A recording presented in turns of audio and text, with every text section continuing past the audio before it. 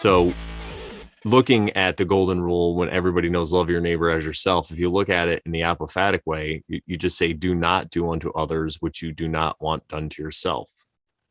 And it makes it a little Even clearer. more potent, I think.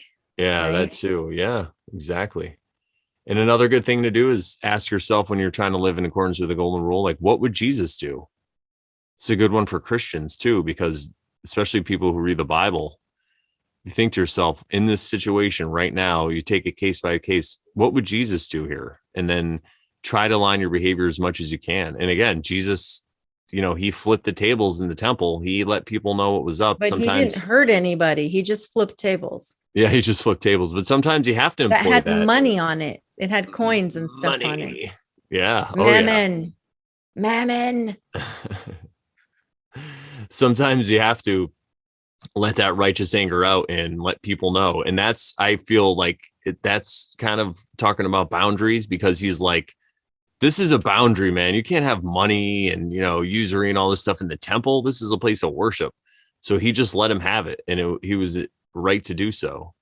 So I feel like sometimes you have to employ that, right? But a lot of times, most times you talk about compassion and loving your enemy and stuff like that. So when you're in this situation, you say to yourself, and another thing that I liked, going back to that, one of the verses we read when Jesus was like, if somebody wants you to run 1 mile, you run 2 miles. Because when you do that stuff, because when somebody offends you or wrongs you, they have a picture in their head of how you're going to react. And if you react counterintuitively to that and you don't do what they think you're going to do, that's really going to weigh on them. It's going to blow their mind. They're not going to understand it. They're going to want even more to I want that reaction, because misery loves company. And at the end of the day, like you said, the narcissists still gaslight, and they assign all these behaviors to you with that they're really responsible for.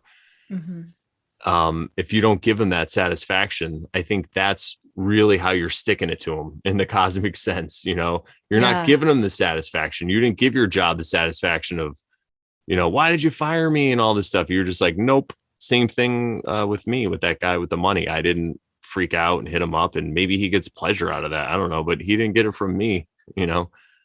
Maybe that's the only way he could reach ejaculation, is to piss people off and get their misery. I don't know, but it's like, I Rage didn't. squirt. I'm just Yeah, kidding. exactly. He's like, yeah, now they see that my life stinks, so their life stinks. Well, guess what? My life's great. Sorry, buddy. Yeah. And I think that's the ultimate way to stick it to somebody. It really is. You just let them you just Wallow in their own yeah.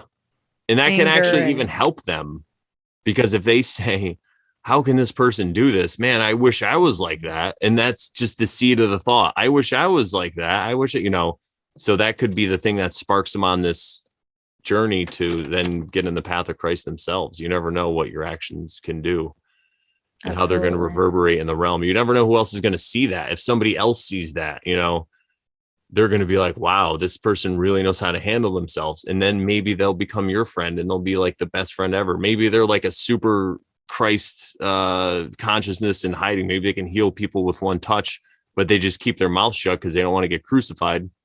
And then they see you do this, and then they take you under their wing. Maybe it's an angel that sees it and helps you. We don't know.